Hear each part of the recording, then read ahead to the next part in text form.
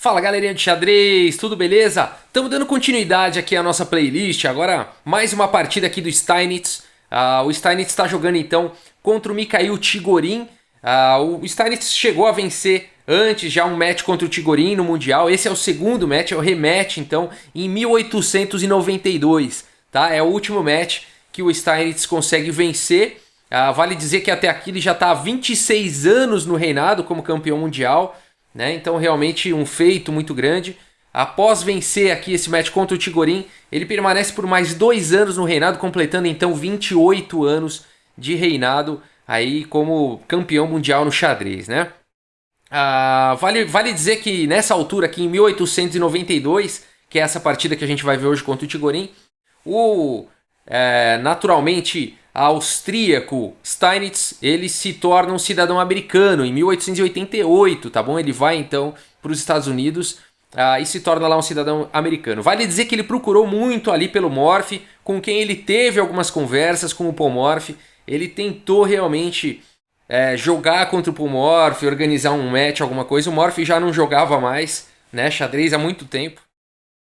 E o Morphy se recusou então a jogar contra o Steinitz. A gente não tem uma partida do Steinitz contra o Morphy, tá bom? Tem muita gente pedindo e tal. Então tá aí a explicação. Não existiu essa partida, tá? Infelizmente, não por vontade, o Steinitz até procurou por isso, mas infelizmente não deu certo. O Morphy recusou, tá? E vamos dar uma olhada nessa partida então, Steinitz contra o Chigorin, que é aí a última vez que o Steinitz conseguiu defender aí a sua permanência como campeão do mundo. Vamos lá, vamos olhar que interessante. Aqui o Steinitz começa com E4, E5 pelo Chigorin, cavalo em F3, cavalo C6, bispo B5, mais uma vez indo para Ruy Lopes, cavalo em F6, mais uma vez aqui com D3. A gente vê que nessa partida é interessante notar que muitos dos lances que o Steinitz fez na partida anterior, que eu mostrei no canal, ele vai fazer também nessa partida, talvez não na mesma ordem, né? Aqui tem uma sequência diferente, mas a gente vê um certo padrão. Vamos dar uma olhada aí, ó. D6, C3 mais uma vez, ó, igual a última partida, G6, cavalo aqui de bem em D2, bispo G7, olha aqui o cavalo vindo para F1, a mesma manobra, né? Aqui, se eu não me engano, ele já tinha jogado dama E2 antes, né? Essa partida foi... É curioso dizer, né, que essa partida que eu tô dizendo que ele tá fazendo lances parecidos, foi jogada 20 anos atrás, né? Então a gente tá vendo partidas separadas aí de longa data no tempo, mas por alguma coincidência seguem aí o mesmo padrão, né? Aqui Roque pelo Chigorin, bispo aqui em A4 e com ideias aí de poder, né, mais pra frente jogar aí o bispo em C2, cavalo D7, cavalo aqui em E3, cavalo C5 e agora o bispo tá livre aí para poder ir lá para C2. Cavalo em E6, e esse cavalo também aí buscando casas como F4. E aqui H4. Aqui o jogo já fica um pouco diferente da partida que a gente viu. Com H4, então, começando também um ataque aí na ala do rei, né? Cavalo em E7 foi jogado, provavelmente preparando aqui um lance como F5 ou até D5. H5 foi jogado, D5, H toma G6, F toma G6, E toma D5, cavalo toma D5, cavalo toma D5, dama toma D5 e aqui o lance bispo B3, já colocando o bispo aí nessa excelente diagonal com o tempo aí sobre a dama, dama C6 foi jogado e aqui dama E2, olha só gente, um padrão, né? Quem viu aí a última partida do canal tá reconhecendo esses lances como padrões. O outro padrão depois vai ser jogar com o bispo em E3 e o grande roque, olha que interessante. Bispo D7 foi jogado, bispo em E3, então rei H8, tirando o rei aqui da diagonal desse bispo, e aqui o grande roque foi jogado então. Torre aqui em E8, e aqui um lance interessante, a gente entra já a criatividade do Steinitz, né? Até então, eu acredito que seja algum reparo de abertura do Steinitz, a gente está no lance 19, a gente viu algum certo padrão aqui se repetindo, mesmo 20 anos depois da partida que eu mostrei. Ou quase 20 anos depois, mas aqui já começa um lance bastante interessante. Vale a pena olhar essa posição, não é nenhum lance de tática nem nada, mas o que você faria, que ideias você desenvolveria numa posição como essa, qual seria o seu plano, né? E é interessante pensar aqui, né, que lance você faria, talvez rei B1, será que você é um jogador mais na defensiva, será que você jogaria cavalo G5 para procurar algumas trocas? Forçar algum tipo de troca? Será que você capturaria aqui o cavalo e depois jogaria aqui com o cavalo em G5 para atacar em H7? Não é uma má ideia, né? Seria um bom plano, inclusive. Mas aqui o Steinitz vai para um plano diferente. E ele faz um lance que muitas pessoas, inclusive eu, nem considerariam. Ele faz o lance Dama em F1. Tá? E aqui com ideias muito interessantes. E a gente já vai ver daqui a pouco qual que é a ideia de Dama F1. É por isso que é um campeão mundial, né? São pessoas que têm ideias diferentes, pensam aí fora da caixa. Dama F1 foi jogado. Aqui o Tigorin continua com A5, então tentando, né, um ataque aí na ala da dama faz todo sentido. Afinal de contas são rocks aí de lados opostos. A5 faz bastante sentido.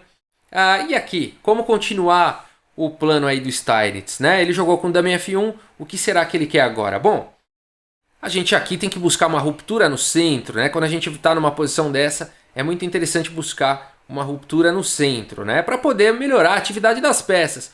O Steinitz gostaria muito que esse bispo estivesse jogando melhor, né? Então o lance de ruptura aqui é o lance D4. Tem que ser muito bem calculado, né? Esse tipo de lance, afinal de contas, a dama aqui está na mesma coluna do rei, esse peão não está apoiando o D4, né? Uma vez que ele está cravado, né? Tem que ser muito bem calculado isso, mas o Steinitz calcule, faz então o melhor lance aí da posição, que é o lance D4. Bom, a partida seguiu com E toma D4, cavalo toma D4, bispo toma D4, e vale a pena olhar essa posição.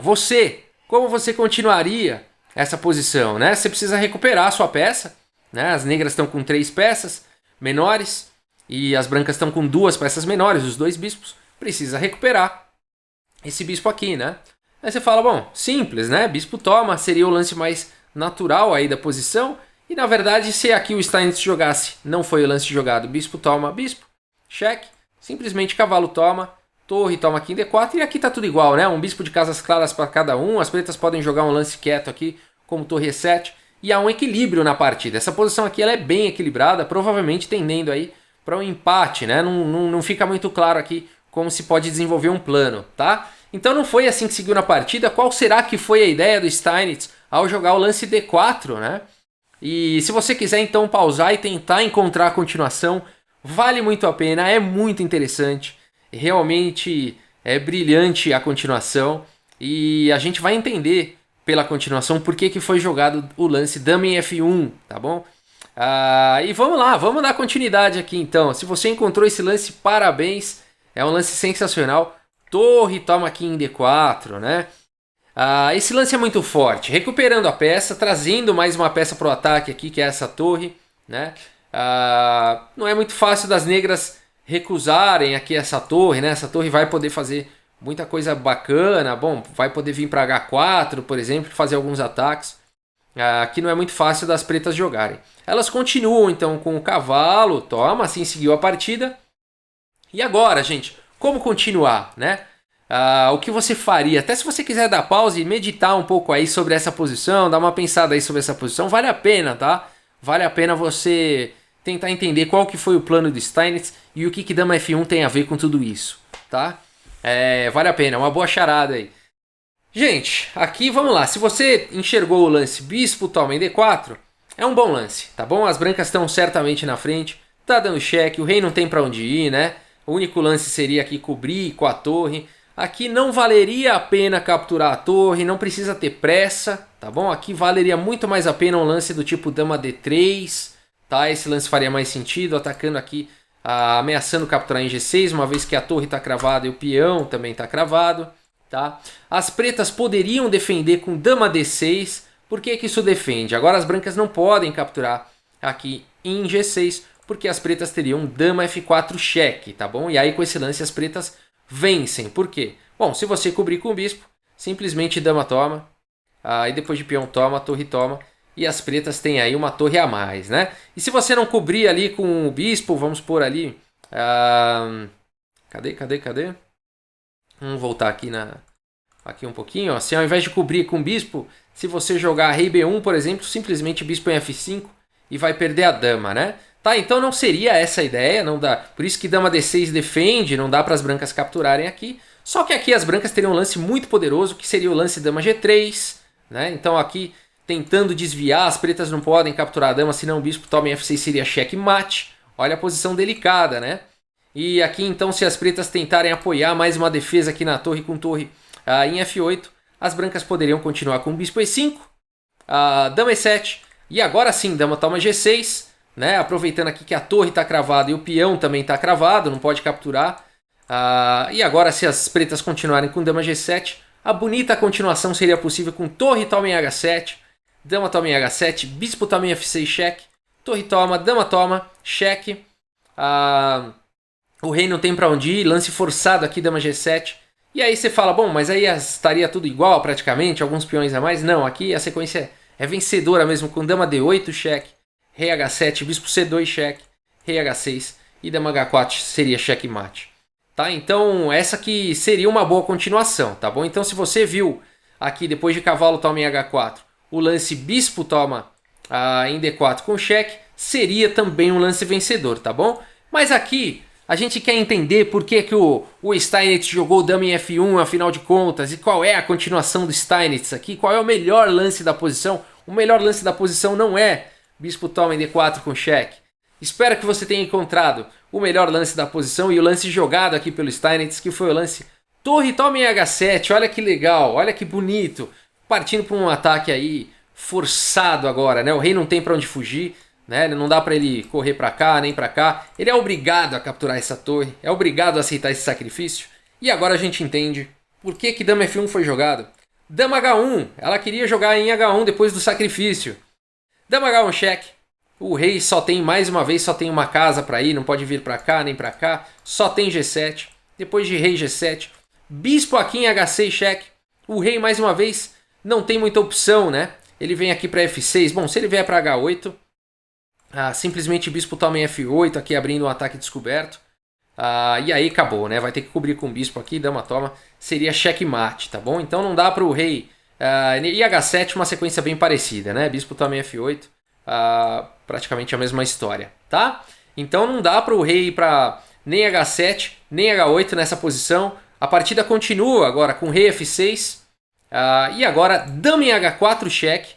E aqui, mais uma vez, não tem muito para fazer, né? Se cobrir aqui com o peão, simplesmente dama toma, seria checkmate. Olha só o bispo cobrindo aqui todas essas casas, a dama cobrindo aqui todo o resto, né? Então o rei não teria nenhuma casa, seria checkmate. Então aqui depois de dama H4 cheque, o lance jogado foi rei em E5. E agora simplesmente dama toma D4. E aqui o Tigorin abandonou a partida. Por que ele abandonou, né? Só sobrou a casa F5. E aí a gente tem várias opções aqui. Você pode dar dama F4, seria checkmate. Ou você pode jogar o mais bonito, na minha opinião, G4. Né? Um checkmate de peão, na minha opinião, é sempre muito bonito. E então aqui G4 poderia ser jogado com checkmate. Né? Por isso que depois de dama aqui em D4, o Tigorin abandonou a partida. Lindo, né? Lindo aqui com um sacrifício de material, uma sequência muito bacana que começou com o lance peão D4, né? E culminou com esse ataque mortal, lances depois. Vamos lá na posição ali de D4, depois de A5, então. Vamos olhar mais uma vez a sequência. D4, peão toma, cavalo toma, bispo toma, torre toma, o primeiro lance surpreendente. Cavalo toma, torre toma em H7, o segundo lance surpreendente. E depois de rei toma uma sequência forçada com dama em H1. Por isso que a dama estava em F1, bispo H6, dama H4, e aí dama toma D4 e vai ser mate no próximo lance. Aqui o Tigorin abandonou. Bacana, né? O Steinitz aí muito preciso nas suas jogadas, ideias fantásticas, né? Dama em F1, isso tudo só foi possível pelo seu lance lá, dama em F1, bastante original, pensou fora da caixa e deu certo. Tigorin, jogador muito agressivo, se eu não me engano esse match foi 12,5 para o Steinitz contra 10,5 do Tigorin. Já um match bem mais apertado, né, do que o do Blackburn, por exemplo, que foi 7-0, né? Então, vale dizer que esse match aí já foi bem mais difícil. A próxima partida a gente vai ver o Steinitz jogando contra o Emanuel Lasker, tá bom? Que também a gente vai falar mais sobre o Lasker no próximo vídeo. Beleza, pessoal? Espero que vocês tenham gostado aí dessa partida. Mais uma partida aí do Steinitz, o pai do xadrez moderno. Muito obrigado aí pela audiência de vocês. Um grande abraço, pessoal, e até a próxima. Valeu!